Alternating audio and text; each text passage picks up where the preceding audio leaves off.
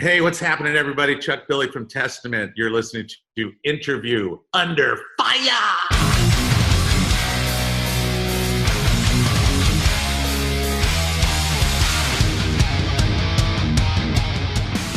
All right, Chuck, man, thank you so much for taking the time to talk with me today on Interview Under Fire. You know, last 2 months have been a roller coaster for you guys especially, and of course all of us. How are you? I'm going to start off with that. How have things been for you and your band, your family? You know, how has the lockdown life been in California?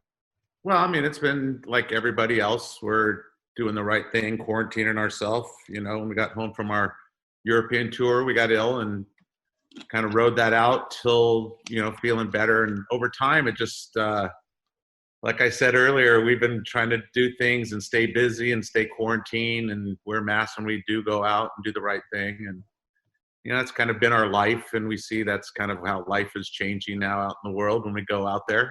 Yeah. So, but, we're carrying on, things, we're kind of hoping and looking forward. We get to that day where we can look back at this and move forward and hear music and live shows and go to concerts and basketball games. And we look forward to that day happening again. You guys are at Discovery Bay, is that correct? Yeah. Yeah. California, aside from New York, God bless them, you guys are one of the hardest states to be hit with this, is it as bad as they're saying in California? Are you still able to just go out and still, can you still play golf? I know golf is one of your hobbies. Well, they're starting that back up now, but I mean, I think just going out in general, seeing a majority of people that just disrespecting it. I mean, everybody's wearing masks and you catch the few people that don't and have a problem. I mean, I don't know what it's going to take. I think those people are still a little lackadaisical about what's going on, but we'll get through it, just hopefully with less lives spared or more lives spared than, lost.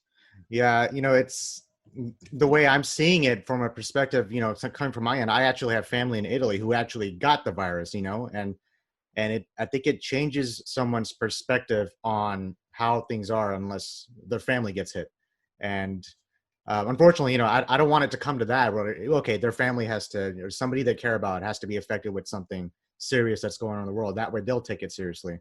But like you said, there are a lot of, the younger generation, they kind of feel like they're cooped in and they want to get out and do shit, on the beach. Well, we had a problem here in California where, they had to shut down the parks and beaches and stuff just because the sun came out, people were rushing to the beach, parking lots packed, no social distancing, no masks. So, they had to go a little extreme and shut everything down, Now you can't even go in the oceans and sit on the beach. If you sit down, you can get a ticket. I hear the tickets are pretty high. So, that's yeah. I mean, and I was in California for 3 years in the Fullerton area, actually, and beaches were the only place that I would love to go. So, I mean, that kind of just proves your point right there. Being stuck at home like we all are, how are you keeping up with okay, I know you don't sing at all when you're not on tour. So how are you keeping up with your vocals? Do you live in a place where you can just belt out without without your dogs going crazy or anything like that? They'll still go crazy, but I have downstairs, I have a little home studio that I can, our music that I can sing to and jam to. But for the most part, getting over this illness, I really noticed once I started wanting to get out and walk and exercise, it really took a lot out of me. And it really felt like starting over. And so really been put a lot of time trying to get back, the adrenaline and the routine and, the breathing and everything. So it's just taken time just to kind of get back up to par before I start singing. So, but I have a couple things in the works and that, I'm going to start breaking out some vocals, but I think I've done enough preparation on the bike. I do a stationary bike every day. And,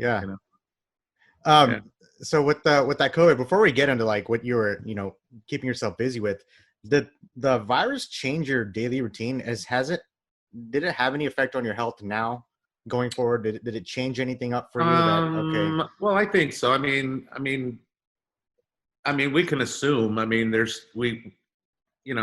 have allergies or, you know, we think that things are different. Once we got ill, it's like also, wow, my skin's really dry. My hair's really, you know, everything's different. My vitamins are depleted. I mean, it was really weird, you know? So just things have been in that sense different, and just getting back to feeling and everything being as it was, you know?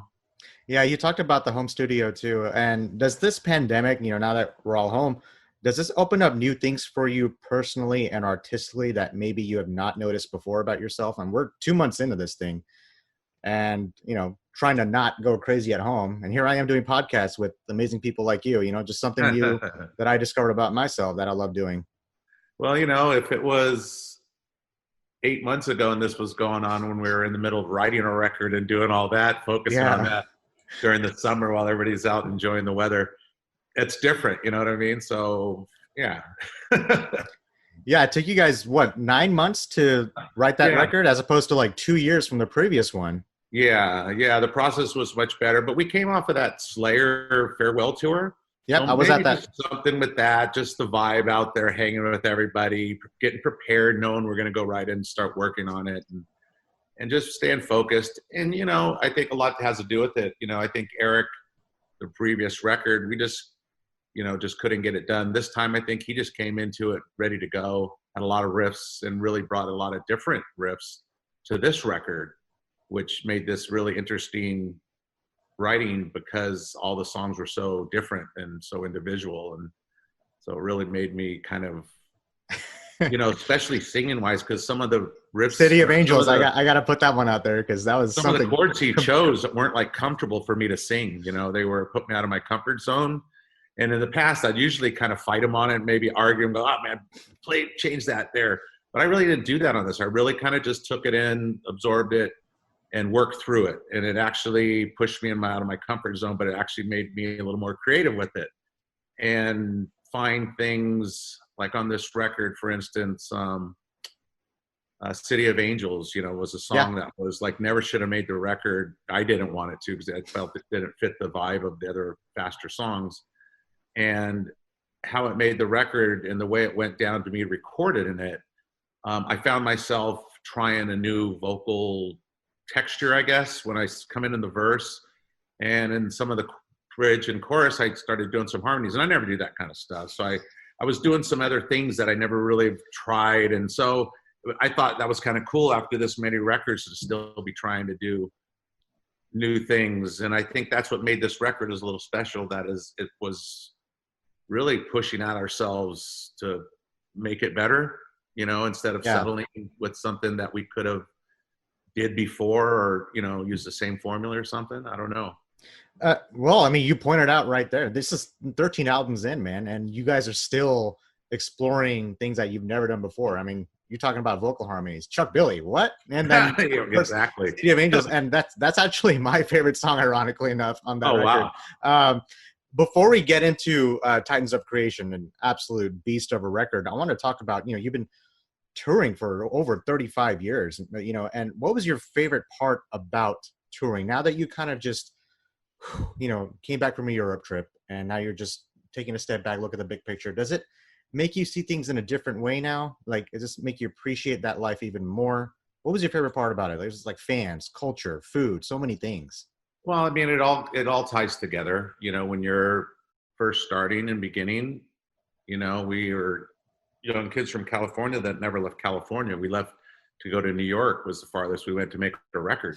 And then next, you know, we're thrown in Europe and touring, and we're on a path to do a record for the next 4 or 5 years and touring consistently. You know, we were kind of just, let's go, you know. So those days, you know, there was a lot of, it was just, it's different, you know, compared to now. You're looking back now, you know, we've taken a full circle, I'd have to say, you know, from where we started the beginning, working very hard with the original band, to a breakup and music climate changes, to band evolution, to music coming back around to here we are, you know, and after I think the reunion in 05 and 06 and doing the Formation of Damnation record from that point forward was really been like a new era for the band, I believe. And we've really found, I think, our sound, and we're really enjoying the camaraderie of touring. We do tour a lot, and it's very important to get along with everybody you tour with out on the road, spend so much time with. So in that sense, you know, we do tour a lot because we love it. We enjoy it. And especially when you get a new record, it's fun to get out there and push and play the new songs. And on the last tour we just did, we went and changed the whole set and pulled back a bunch of deep cuts, which is really fun to do, you know. So we're just kind of doing things for ourselves at this point, from that point forward now. And it's been an enjoyment, you know, and these records been great to do, and the fans have been awesome in the response. So it's, man, I can't say we've ever been in a better place right now, Testament. Yeah, so, I agree. Last time I saw you guys were with Anthrax. They were headlining. I actually saw you guys twice that year. I'm in Dallas, by the way. So I remember you guys were touring with Slayer, I believe, in the summer, and they came back, I think, 2 months later with Anthrax. And I believe it was the same year, wasn't it? Could have been. I'm not sure. It's all a blur. Yeah, because the fan outpour that you guys had, like, I see the old school fans, then the new school fans coming in, which I do want to touch on that a little later, because your fan base is just massive, and it's still growing to this day. Now, for the Titans of Creation, like we just talked about earlier, it took you 9 months to record, and you guys are always trying to top the previous record. And I think, you know, as a fan, I believe you guys did top it. You know, you guys also picked Children of the Next Level and Night of the Witch as the singles. Now, yeah, that's something that was up to you guys, you know, up to you personally, or why did you guys pick those two particular as singles to lead off? They were up to us. I mean, it's very tough. I think,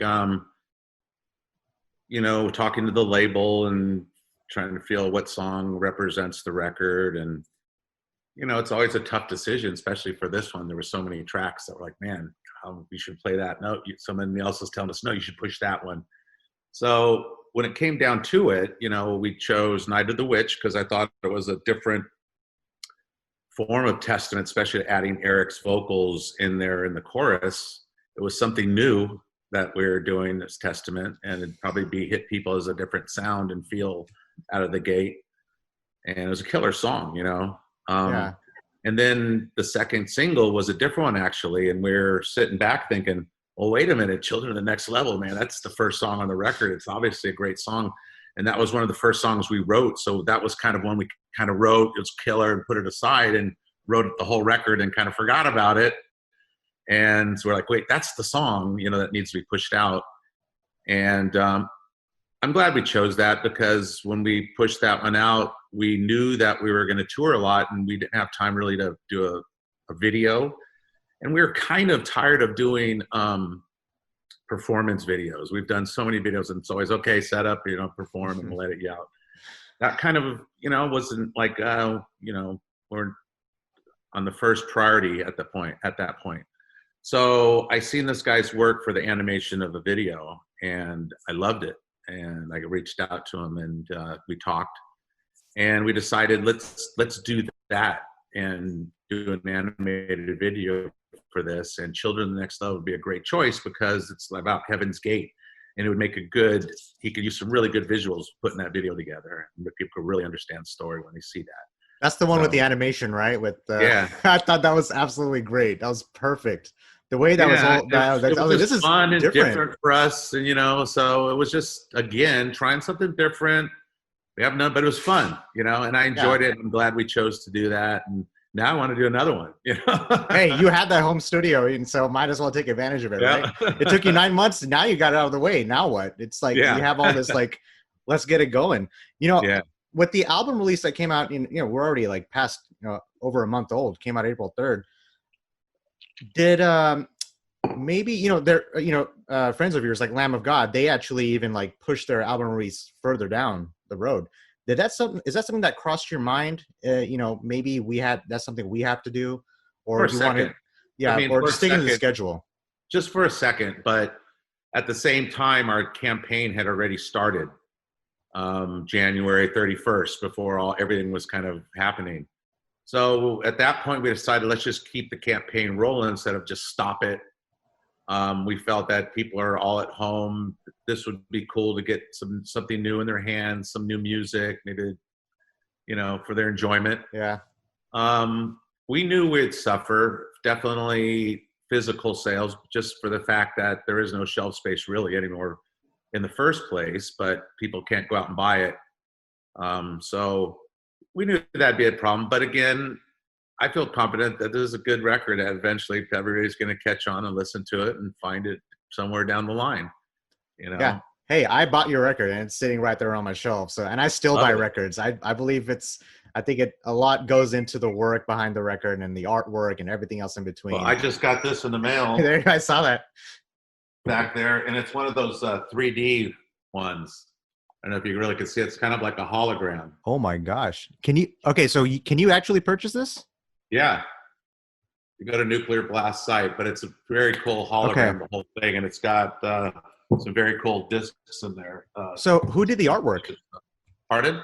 Who did the artwork for the Elleran Cantor? He's done all of our records since 2008, and he's involved with a lot of our T-shirt designs and stage design, and he's become a good friend and kind of like the Testament personal artist.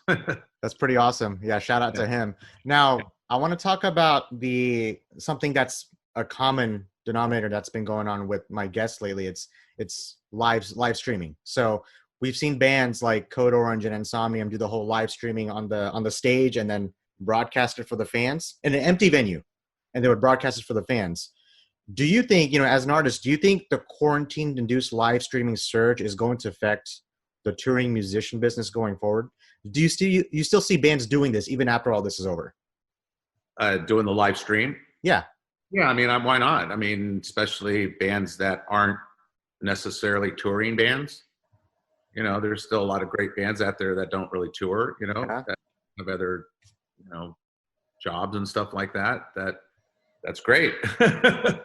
Yeah, I think it's a good promotion, but I think the whole music scene just keep listening to news, and who knows what they keep predicting and saying it's not going to be back to normal for quite some time. And I think, as a fan and as a promoter, both, and as an artist, everybody's going to be kind of cautious, I think at first, and kind of sees, maybe it's going to take like a big gathering before people go, well, yeah, they just put 36,000 people to watch the Lakers or something, and all right, so let's go watch a 2,000 seat concert, they'll try to ration out that, Yeah, it's a whole different atmosphere if I were to see Testament in person as opposed to seeing you guys, on the screen. I mean, the way you could see it, I've seen artists say, "Oh, we're doing a festival overseas in Europe," but someone in the U.S. or other parts of the world they don't have access to it. And then I've seen the bands like sell like a virtual ticket to the attendee, and I don't know. It's just so many ideas you can bounce off of. Considering there is, and I think we're all going to learn off of each other as we move forward and see what everybody else kinds of does, And, yeah. We've been putting our heads together with the label because we do have a new record, and it's like we do have some time now. And once things loosen up and we can travel and get together as a band, maybe we can put our heads together and do some things to promote this record, maybe include as an additional pieces to this record. I don't know. We're bouncing things around, and there's time, so might as well take advantage of it. You can't get out on the road. Yeah, a lot of the fans could tune into any sort of live stream you guys do. I know. I believe Matt from Trivium does the whole Twitch streaming. I mean, not him, just a bunch of others. I mean, could we see something like Chuck, like, I don't know, cooking with Chuck or golfing with Chuck or something live streaming like that? Yeah, something, it's kind of odd though. It's just, I'm always kind of like, I don't know. My wife's stoned. First of all, I'm always stoned. The chief, got to get the chief. Can't forget that. But, those kind of things, I don't know. I've always kind of now, I don't know, later in my life, I've seemed to kind of be more reclusive than, yeah, and more private, I guess. I don't know why. It's kind of weird, but that's okay. I mean, you got to find a place where you can actually escape and do what you got to do. Because like I said, extensive touring, it takes a lot out of you. And I totally get that. On the other hand, there is times I would like to talk about things that people don't know about that's different than music, that's different part of life or different part of different things. There's just, there's different aspects of me that would be, Yeah. Do you have any other interests that you have that feeds your creativity within the band that maybe doesn't involve music? I know you like boating a lot. Well, yeah, I mean, all that, I mean, that's, That was a great background response. That was perfect. It was on cue. We should just end the interview like right there. Yeah.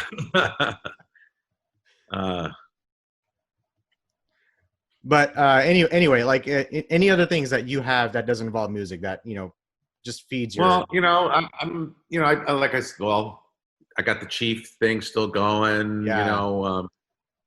Right now we're about to, I've been started for the last year and studying a lot, starting a real estate redevelopment company.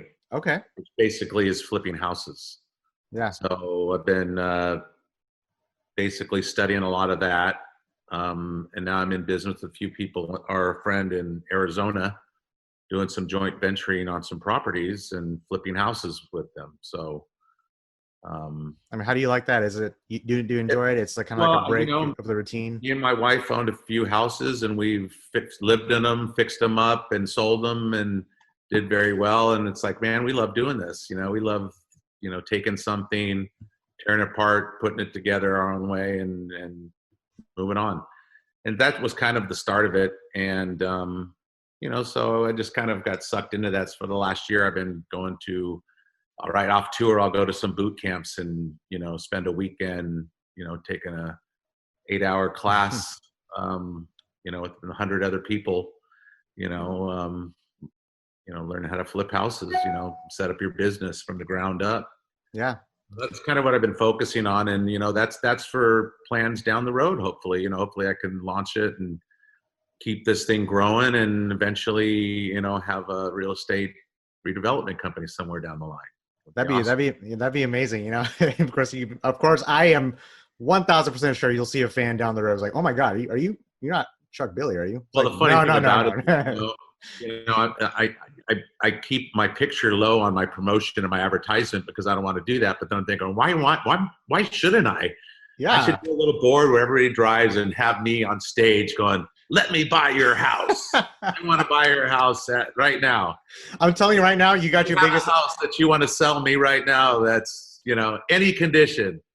I'm saving that as a bit just in case. If you need it in the future, I'll give that to you. That was perfect. Yeah. You heard it here first, fans. So make sure you guys, just if you need one down the road, Chuck is here for you. That's it. You want to get rid of your house. Speaking of the fans, I know you've seen the metal scene change, like here, like back and forth, like so many things going to happen, year in and year out.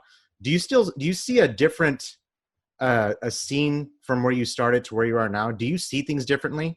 You mean as a person, as an artist in the business, from when you first started to where you are now, and the different types of fans you've seen over the years? Do you see things differently now from when you first started? Well, I mean, I think actually from a metal fan, I think just seeing from being in this business as long as far as loyalty, I think the metal fan has been the most loyal fan because I think over 30 years of tour, and I've seen a lot of these meet and greets, grandfathers, fathers, and grandsons, generations coming to see this the music and expressing, like, telling me I'm bringing my son and my grandson, showing them what I grew up listening to, and that's kind of cool. They're passing it down. And I definitely know since over probably the last 10, 15 years, they're getting younger and younger, Now who's trying to call me? Yeah. And they're getting younger and younger. And I see, young kids on shoulders or on the front rail. And I'm like, awesome. And I always take that time of the show as like, awesome dad right there. Awesome dad. Right. Yeah. What the fan interaction that you have with, just the relationship with the fans in general, I think it's just as important as just being an artist. And I know you are of Pomo Native American. Is that correct? Yeah. Yeah, it's an indigenous people of Northern California, if I'm also correct on that. And I know you're proud of your Native American heritage. And sometimes I know I hear you giving shout outs to your Native brothers and sisters in the audience. I think that's amazing. Why is that something that's important to you? Well, because I think growing up with it and probably not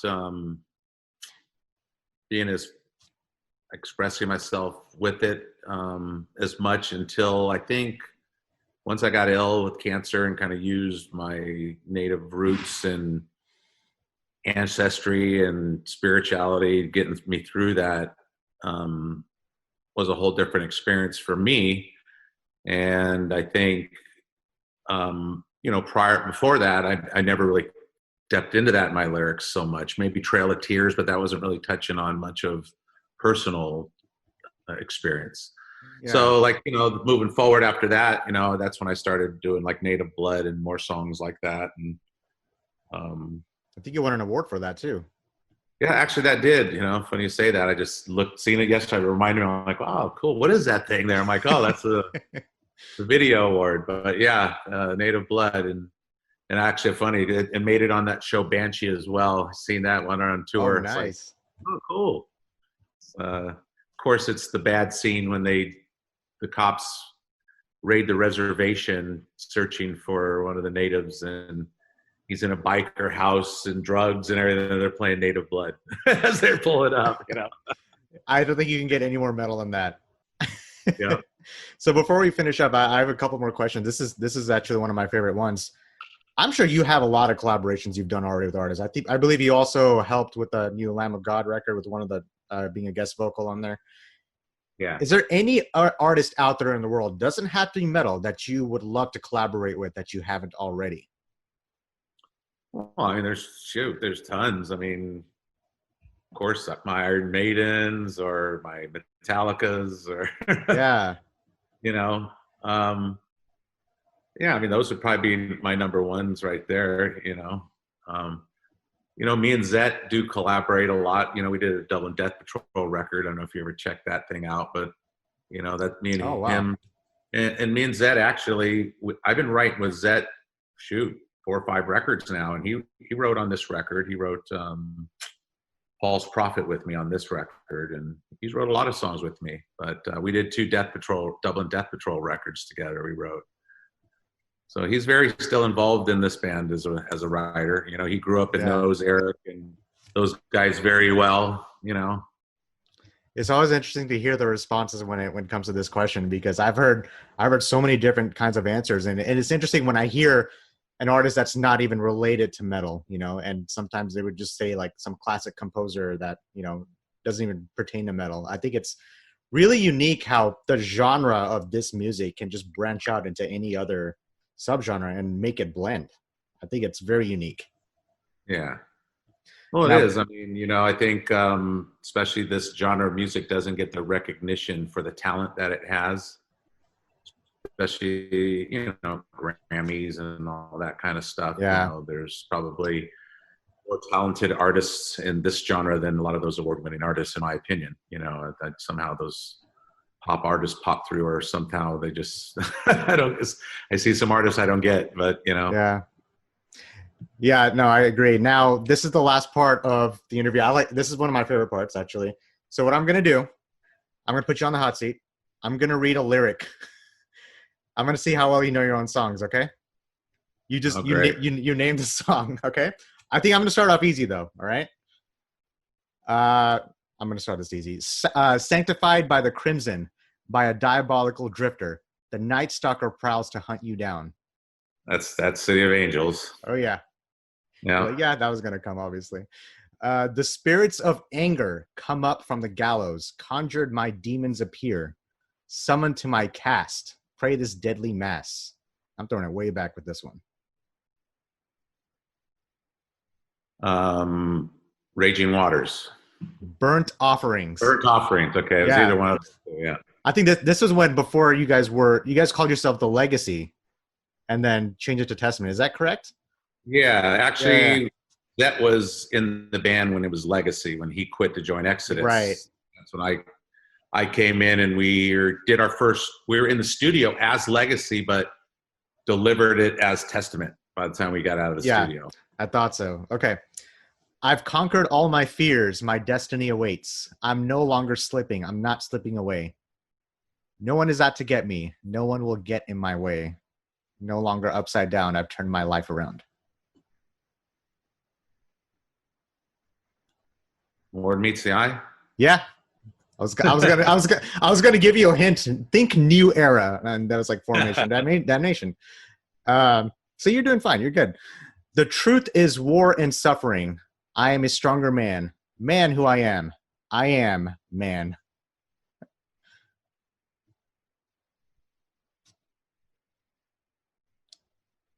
Oh man, what is that one? Not Together is one. No. You want to give you the album? Yeah. Demonic.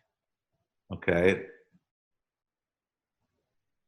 Then Demonic Refusal, then probably. Distorted Lives. Distorted Lives. All right. Okay, again, I'm throwing this one way back. So alone, away it goes. The life that you have wasted. You never know where it might go. The sweet success you tasted. Electric Crown. Yeah. That's easy. That was easy. That was like further back too. That's like, I believe that's your like third or fourth record. I can't remember. Okay. They see you calling out their names and getting ready. Chant in darkness, shrouding near through your virtued youth. They'll strike a deal. Envy Life. Yeah. Oh man. Now you see you getting it now. Okay. Now I won't budge. Keep your hands off me. Less you hear is the less that I believe. I still lie and cheat the word on the street, and yes, I'm no good, right? Blackjack. Born in a Rut. Oh, Born in a Rut. Yeah. Yeah. Okay, this is the last one. This is actually my favorite one off of Titans. Aside from City of Angels. Evil thoughts are covering my eyes. See her come and go. Late at night when I hear her cry. Dream Deceiver. Yeah. Yeah. Yeah, you did fine. I could have picked a lot more, but your catalog is so huge. I was like, let me see how far back I can mix things up. You did good. It's interesting because I have artists who like say, oh yeah, I'll get all of it. And then they don't get any of it. And then some of them say, I won't get any of it, but then they get every single one of them right. Right on. I made you like now recalibrate your entire set list now, huh? Right. So Chuck, before we finish up, is anything last shout outs you want to put in or anything else you want to promote before we end this? Just that, keep listening to the Titans of Creation, and hopefully when we get out there and see everybody and get out on the road and play it in front of everybody, we're excited. We've only got to play 2 of these songs live so far, and there's many more I see in the future. And hope everybody stays home, gets through this, does the right thing when they get out and amongst people. And, one day we're going to look back, especially us. We say, man, remember that record came out during the quarantine? Yeah, that was that record. Oh, yeah. I think we're already creating a new era right now as we're here. Now, everyone that's listening, this is Chuck Billy from Testament. And don't forget Titans of Creation. It came out April 3rd on Nuclear Blast Records. Pick it up. Support these guys. They'll be back on the road. Living legend right here. And Chuck, please stay safe, and hopefully we'll see you next time in person. And, all right. Just stay healthy. You and Tiffany, all you guys. All right. We'll see you. Take care, everybody. Later.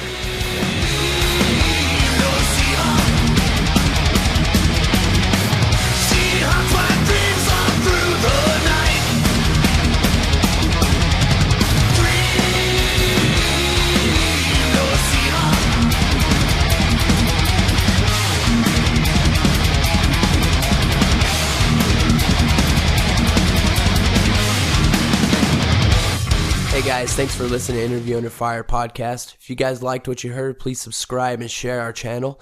And please leave a 5-star review as that helps us tremendously. And also, if you guys have any questions or comments, you can find us at Interview Under Fire at Facebook or at Instagram. Or you can write us directly at schwag@interviewunderfire.com. That's SCHWAG at interviewunderfire.com, or Rezablade, that's REZABLADE at interviewunderfire.